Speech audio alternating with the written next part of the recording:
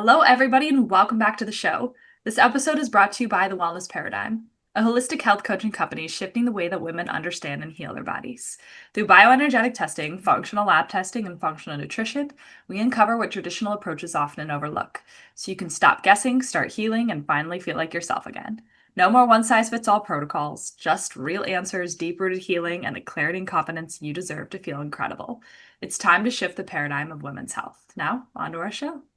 And good morning or good afternoon, Milda. Milda's, Hello, hello. Milda's joining us from the UK. So it's a little later over there, but I'm so excited you're here. And I'm really excited to dive into this, much needed topic of really disordered eating patterns, kind of binge eating. And I'm really excited your expertise is here to chat about it. So Milda is a registered nutritional therapist, and she has supported hundreds of women and men over the past 8 years in our practice towards overcoming binge eating and bulimia, disordered eating, and weight management. And we were chatting a little bit before we recorded about like this topic being a very needed, often not talked about, at least openly, subject. So I'd love for you to explain a little bit more on who Milda is, but also how you got started in the specific line of work. Absolutely. Thank you so much, Shannon, for having me on the podcast. I'm really excited to share this because, just like you said, it is such a needed topic to talk about. And there still is a lot of stigma around it. There's still a lot of shame and guilt that people feel, and therefore it becomes something that is not very much talked about. So, thank you for the lovely introduction. And yes, I have been in this area for over 8 years or so. And the reason I started focusing on disordered eating, binge eating specifically, bulimia, was, as I guess for many people, it's my own personal story. Right? So everything started from my own struggles. And I've struggled with disordered eating, at points also with, you could diagnose it as eating disorders. So I struggled with disordered eating for over probably 15 years or so before I reached full recovery. Recovery has taken me quite a long time as well because I just didn't have the right tools, the right people, and it was a lot of DIY along the way. So over this journey, I found a lot of tools that really worked for me personally. And one of the main reasons why I am a nutritional therapist, and I mainly focus from the background of nutritional therapy, is because I really found the power of nutrition in my own recovery.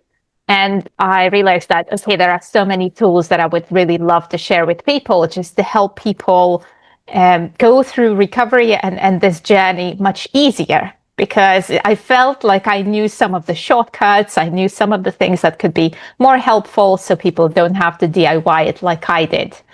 And other tools that I found quite important along the way were nervous system regulation, also spiritual tools, and also tools of mindfulness. Just regular meditation, regular types of mindfulness practices, mindful eating, right? Things that are, I guess, at the moment becoming very trendy and very much talked about, but probably around 10 or so years ago, we're just only starting to gain some traction. Mhm.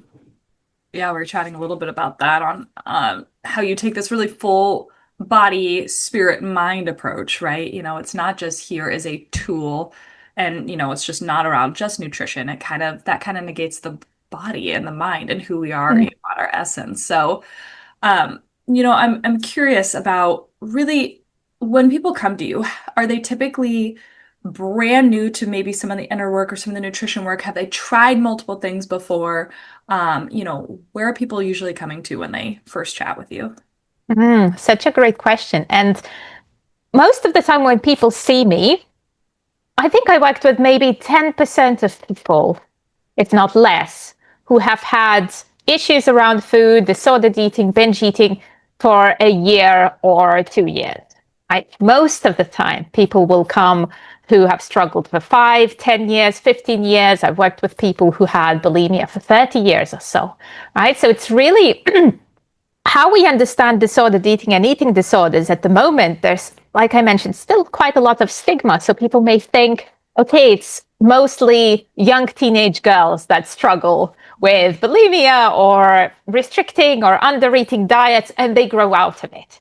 And I just want to say that actually, most of the time, um, it continues. For most people, it continues because there may be some triggers. Teenage years might be some triggers earlier in life, but they most of the time continue. And people who come to see me, these are women, but also increasingly more men, um, which we can talk about in just a moment. But when people come to see me, they have tried what I hear a lot. They say, I have tried everything and I still can't stop binge eating and I can't gain control around food. But when we start to unravel the things that they've tried, the strategies, what they've tried, it's most of the time it's trying a lot of different diets, Yeah. lots of different protocols, and maybe going to the GP and seeing if they can help, and maybe trying some medication for depression or anxiety, right? So essentially, it's not really touching on the beliefs, on the imbalances, on the emotional patterns that are all included in disordered eating and binge eating. Oh, I mean, I would feel as if that's some of the most important thing to understand, at the root, when we talk about root cause of things, Mm, it's not just, oh, just stop thinking about it that way, um, here's a medication that's not solving your issue, just don't have the food in the house. It's like that's a big one too, right? And so I think actually backing it up a little bit, when we mm, talk about binge eating or bulimia, how would you describe it in a very basic way? Because I feel as if people maybe think it's more emotional eating, or they're not so familiar with binge eating, or they think they're maybe binge eating when they're maybe not, or maybe vice versa. So, how would you kind of strip that down? mm. And that's a really important discernment to make because let's say if I'm on social media and talking about binge eating, or if I'm in an event and I say, no, I work with binge eating, people say, oh, yes, I binge eat all the time, or I struggle with binge eating. But sometimes people who really struggle may not be as open. Mhm. And those that do say that they do, it means, okay, they might have more chocolate in the evening, or they might have something, or eat emotionally every now and then. So I think it's a really important discernment to make. So binge eating, and which can be binge eating disorder or not, often Mhm. is seen as eating large quantities of food in a short space of time. And that can be very subjective for what it is. But I guess the DSM-5 criteria, which is mental health criteria, it's almost like a mental health checklist that's approved. How do they talk about it? Is that they're saying eating large quantities of food, what is much more than normal. So let's say what I see in my practice, it might be, okay, someone might have, a tub of ice cream, 6 packs of crisps, lots of bread, lots of, whatever else is in the house. But what really, uh, what else is linked with that is that it's mostly not because of hunger. It also it carries a lot of shame and guilt and distress afterwards. And a lot, yes, just a lot of also feelings of hopelessness, right? Mhm. So these are um, more of the usual things, how I would describe binge eating. Yes, I think that's in a nutshell. Yes. Yeah, and I think that's yeah, subjective, on what is large quantities, because I'm sure what you see in your practice a lot is I could be wrong here. A lot of people who are binging and then restricting, and so when they're in this restriction, when they binge, they might not realize how much food it really is, or they think it's maybe a lot more than what, because they're used to eating like, nothing. Mm-hmm. So is that something you kind of discern as well as like, is this more just your body's just really undernourished, really craving food, it's actually needing this versus like these kind of helpless, you know, almost out of control would probably be, Mm-hmm. kind of tendencies. Does that make sense? Yes, absolutely. So I think I'll just actually go back to the description of binge eating a little bit, I realized I've missed something out. And it is very often in a short space of time, right? And the essence of it is also that it's very mindless. So I'm not actually paying attention to any of it. It could be anything in terms of food. Yes, very often there may be those sort of binge foods. There very often might be those foods that are more fear foods, foods that people might be restricting on generally. But there is that sense of, oh my God, I'm totally out of control. I can't stop. These feelings might come after a binge, or they might be during the binge. So coming back to your question, yes, I sometimes think of people, they may say, oh, well, I went out for brunch and I had, pancakes with bacon. And then I had a piece of cake and I totally binged, right? But actually in the way they were eating it was more mindful. It wasn't out of control. There was just a lot of food or more food that they're used to. And I think that's where it's making that discernment, is that sometimes people think, oh, I just had more food, or more food that, they might put a label on where it's bad, good. And, we hear a lot of these labels. And then they say I binged, which actually puts them in a place of, oh, I failed. I've done something bad, right? But the point of restriction is a really, really big one with binge eating, because very often we have this cycle of the cycle of binge restrict shame, or rather we can even start with restrict and then binge, right? Because very often there is this physiological effect of, we binge because we didn't have enough. We binge because we were restricted for one reason or another. And so our body is trying to get the food into us. It's trying to get some nutrition back in. And as we know from blood sugar regulation perspective, when blood sugar is low, our body isn't going to say, what would be amazing is just having some wonderful chicken salad with some sweet potato. It's not going to happen, right? Because the blood sugar dipped. And they're in the place where, oh, I really need some crisps, chocolate, ice cream, something that's going to give me, caffeine, that's going to give me that spike of energy back up. Mm-hmm. Yes. Yep. Yeah, I think that physiological response is kind of mind-blowing for people. When they realize, like, oh, it's blood sugar's down. Of course it's going to want, the popcorn or the quick, the high glycemic, quick sugary food. Like, that actually makes physiological sense. It's not a lack of willpower. It's a smart response, actually, from your body trying to survive, right? Absolutely. And that, I know, just that small shift isn't everything, but it's something to at least get the wheels turning in a different way out of, oh, something's wrong with me. So where do you usually start with clients when, I know it's very unique, personal, but where would you say kind of the basics of clients coming in, where would you kind of help guide them through this? And in the way this links back to how the question you had, how people, when they start to see me, have they done some work? Have they done some inner work? Where would I meet them? And another quite often response I get from people that come to work with me is that, I've also tried therapy. I've tried talking therapy. I've tried various ways. I feel like I'm more aware of my patterns and my emotions, and still I'm binging, right? There's nothing that's stopping me. And for me, these are just very clear signs that even if the person isn't saying that, but when I look at their food diary, I see their food patterns, I always start with the beginning, which is nutritional balancing, blood sugar regulation. Because, when I say to you, well, actually, it's blood sugar dip, so it makes sense that it totally makes sense to you. But for a lot of people, it's like, okay, so blood sugar dip, so that's just to do with sugar, right? So what do we do there? And most of the time, people who are binge eating, they would have a long history with dieting, restriction, yo-yo dieting. And you know how food rules that start to get into the mind from those diets and food labels, people start to forget how to actually eat and what normal looks like, right? And so where I start with people is that, firstly, blood sugar regulation, just very simple things, even starting with understanding how that works, right? Understanding how that works. And then starting with really small steps. Because people with binge eating, with disordered eating, very often have a tendency to be black and white, all or nothing.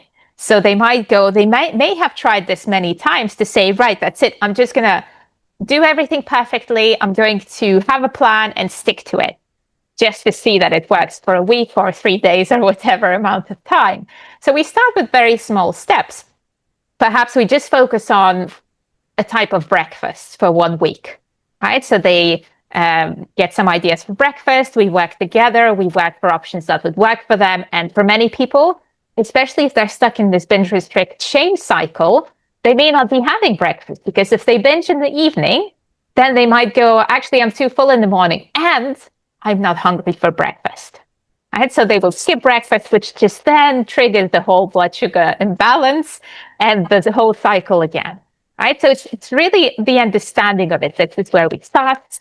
And very often I continue with blood sugar regulation, probably for quite a few sessions until, while we still on the parallel track might be looking at some beliefs around food, beliefs about the body. But normally we start a lot more about the food because the number one goal working together is reducing and eliminating the binge eating. Only then we can start to really balance people nutritionally. And then we look at body image, other beliefs, anything else that might be in the way that is not helping them maintain and have the momentum of a binge-free life, eventually.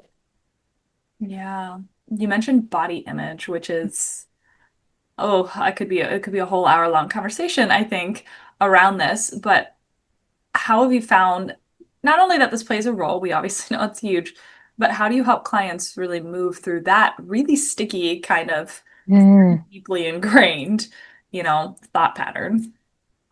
Absolutely. And this is one of the, I'd say it's not, moving through body image challenges is a journey. It's not something that we can do in a few sessions, especially like you said, it's often lifelong patterns and often that may be something that preceded binge eating and dieting. So actually, this is where some of the root might be. So really, what's important is meeting the person where they're at and where are they at with their body image? Are they absolutely hating themselves and their body and feel like it's, I can't bear to look at it, or it's like, actually, it's okay, but I really want to improve it, right? So just meeting the person where they're at.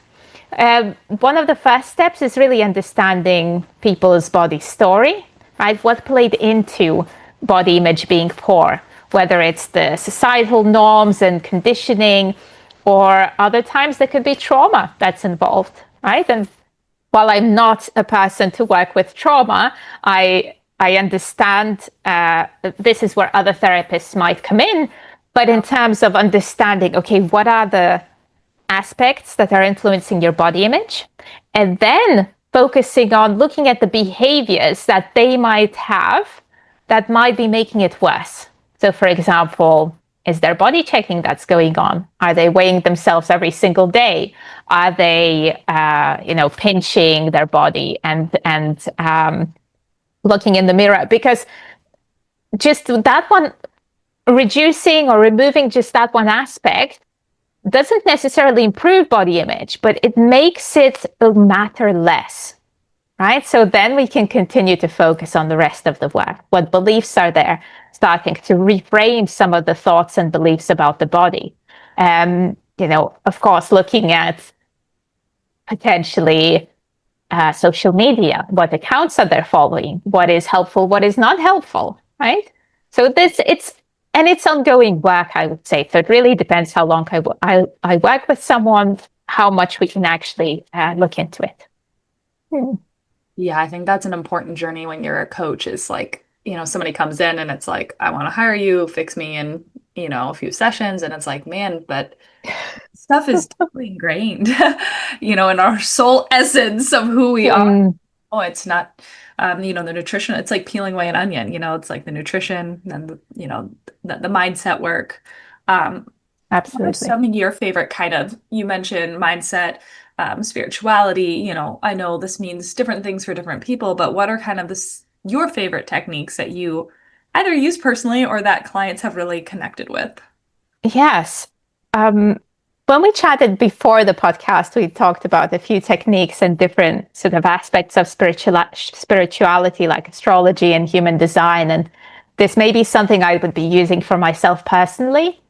But a lot of the time with my clients, I find that they're only starting their journey. And actually, with binge eating, it's such a overcoming binge eating, disordered eating. It's such a journey of starting to become self-aware and Yeah. starting to reconnect to your body, which actually was missing probably for years or sometimes even decades. So I know that with clients, we have to start really small, and a lot of the awareness continues to happen as they go through the journey. But some of my favorite tools, because I'm a nutritional therapist, I go through the prism of nutrition, mindfulness. So, for example, mindful eating, right? I love that technique. My clients don't always love it when they start, but if they stick to it, they understand the impact of it and say, wow, this has been so useful, but it gets tricky to get started.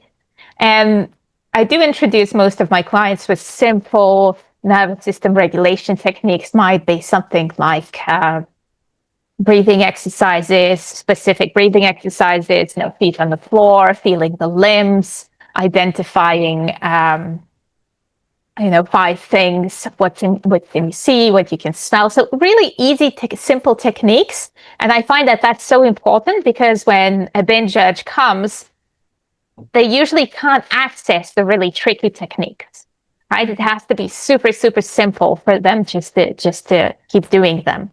And eventually, with most people, they start doing some sort of meditation. We have some goals around that, whichever works for them. For some people with specific types of trauma, some the types of meditations may not work as they start to dissociate too much. So a lot of the time I would work, it's really helpful for people to work with body scans because through years or decades of disordered eating, their hunger and fullness signals are very out of balance.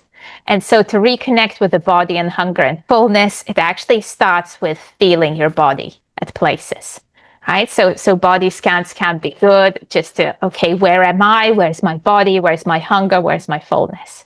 So I think this is the beginning. And then people, depending on the person, people go on to doing more things, opening their mind to more, or they just stay where they're happy at. Hmm. Yeah, there's so much you can go down, but starting with the basics is always, Mm. I don't even love the word basics because people think that's like, oh, that's not going to help. I've already done the things, right? And it's like Yes. the basics for your body, right? Mhm. Laying the correct roots. Or the foundations, Yeah. because there's it's almost like what do you build your house on, right? So the usual thinking pattern, because I mean they sound like basics, but how many people eat mindfully, really? You know? I think people have maybe heard that term thrown around, but don't Mm. yet mention, like, don't understand what that means, right? Uh, Yes. Actually, can you elaborate a little more? Because you mentioned this a little bit.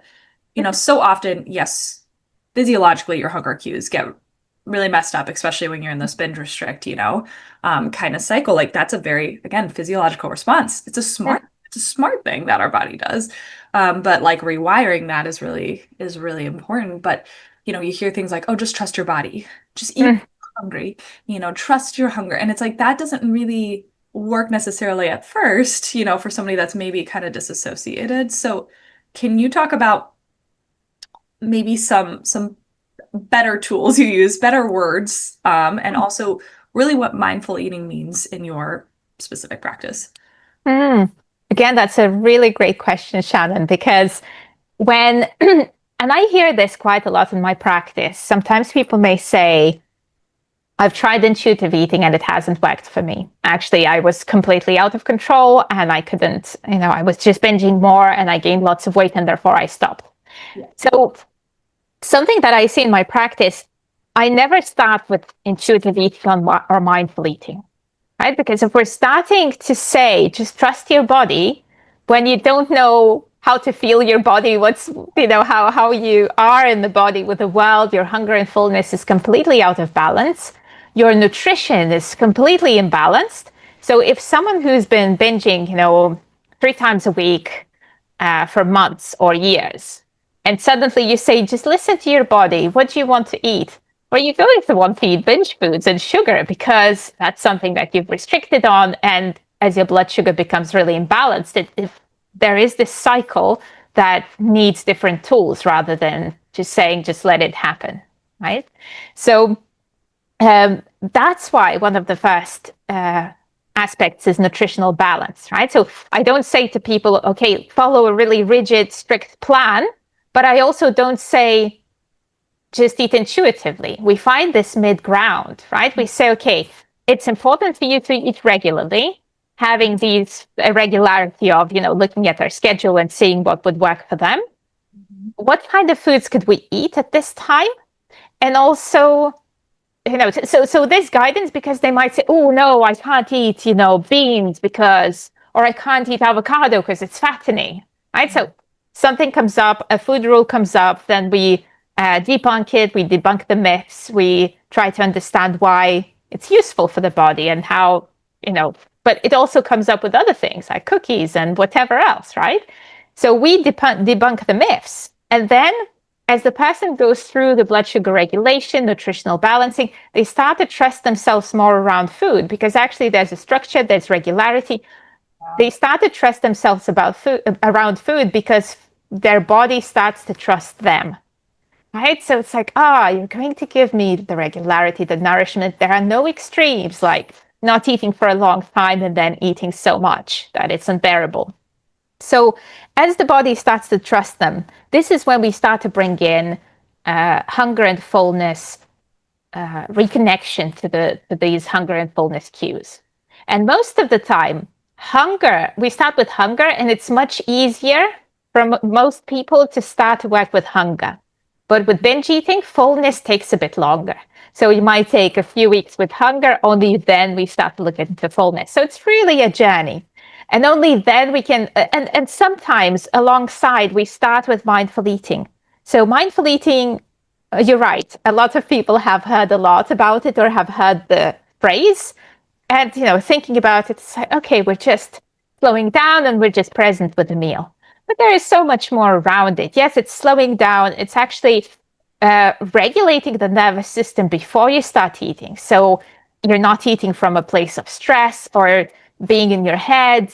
You're starting to smell and taste and almost hear food, right? The crunch or what can you hear, but also all the sensations. What can you see? And there's almost a part of, connecting to people who brought you the food, right? Or connecting to where your food comes from. So it's almost like this gratitude side of it as well, right? And all of that helps you to remain present with the food, because what we know about mindful eating, when we chew better, our absorption is better, our stomach acid is higher, which very often with binge eating, it starts to get low because of binge eating, but also because of stress. And this is something that often people lose patience with, right? Because, I started eating, but I've got all this list of things to do during my lunchtime, or there's all these things that I have to do. And this is just, I guess, the problem of the society we live in. But we start slow. Maybe we start with one meal that's, breakfast is actually quite slow because kids are out of the house, right? So we start with that. And then slowly we expand and expand. And actually intuitive eating itself, it's the last point that I work with people on, because now you understand, you've recovered the hunger and fullness cues, you know what mindful eating is. Now you can actually truly listen to what your body needs and wants. And what is a craving? Because I didn't eat, or maybe I felt like I shouldn't be having this, or the diet rules coming up, or is it something that I truly want? Right? I love that description. So, yeah, thank you for going kind of a little more in depth there. I think somebody will have an aha moment during this. Um, so if somebody is maybe in this binge kind of cycle, maybe wanting to change, has tried some, basic mindful techniques, has done that. I know we've gone through so many different things, but what's one or two things that you would tell them right now if they were kind of, struggling through this, wanting to change, Mhm. yeah, what would be that one or two first steps you would tell them? So many things I can think of. Let me distill it. People who have been following me for a while, they know I always talk about nutritional balancing and blood sugar regulation. So first things I'd say regular eating, right? There really is no way around it. If people are not eating regularly or sufficiently, binges are going to happen, right? Especially if they're used to binging, their body knows that as a coping strategy, as something to fall back on as autopilot. So even if the meals aren't perfect, it's just making sure that starting breakfast, ideally, I'd say an hour and a half of waking up, and then um, again, depends on people's schedule, but lunchtime, dinner time, and if there are more than 3 4 hour gaps, it's actually quite beautiful to have snacks in between. So I know that at the beginning, people might say, "Oh my goodness, that's a lot of food," but it's just important to keep that blood sugar stable because at this stage, if they go too far, it gets out of hand and out of control. I think that's one number one thing. Another thing I think it's really, really key to mention is for people to, well, first of all, in our society, binge eating, it's often seen as a failure, right? As something that people perhaps, what does it mean about you, right? So people might think, oh, it's that I'm lazy or I'm eating too much or I can't stop. And therefore, there's still quite a lot of stigma around it. But as we see now, there are real different issues why that might be happening. And so I think really just starting to pay so much more, well, starting to see yourself with more kindness, compassion. And what's really important in this journey of overcoming binge eating is framing times when things don't go perfectly as learning events, right? Because it's such a journey. It's so important to say, okay, what have I learned from this? Or, just being your own cheerleader, just saying, not, you don't need to, the people don't need to be overly positive. It's like, okay, I'll do this. It's great if they can, but it's actually, you know what? I did my best and that's okay. And I've learned something from this. Or I'm paving the way for the next time that this is going to succeed. Or actually, this is still success because I made progress. Now I understand how this one path works. Yeah. Awesome. Well, thank you for sharing so many wonderful little nuggets for people to kind of pick up on. But if people wanted to learn more about what you do, kind of dive into this work a little more, where can they find you? Yes, absolutely. So my website is nutritionpath.co.uk. So people definitely can find me there. And my Instagram is also where I hang out a little bit more, which would be my handle would be nutrition.path. And something that people can also subscribe to if they want to, like you said, okay, well, where do I start? And maybe they're just not quite ready or they don't know how to make the first step. But actually, there might be some mindset aspects that are not helpful. And this is quite a good place to start. So they can go to my website, nutritionpath.co.uk/mindset. And they can download 9 mindset mistakes that feed the binge cycle. That's something that a lot of us might think it's like, okay, this is fattening or this is high calorie or I shouldn't be having carbs, right? So these all or nothing black and white thinking patterns, they can really feed that binge cycle. So it's actually quite good to go at, is this true? How is this true? How is this not true? How can I dissect those things, right? Yeah. So yeah, absolutely. And that's me. Yes. Well, wonderful. Definitely, I will put those links down below in the show notes so you guys can easily find her. And just shoot her a DM if this was really helpful for you. Shoot me a DM. We love to hear people's feedback from these episodes, and if it helped, that's obviously our goal here. And share it with somebody that you think might be able to, really benefit from this too. But thank you so much, Milda, for being here. Thank you, listeners, for being here as well. And we will catch you guys on the next show. Thank you so much. It's been a pleasure. Bye. Bye.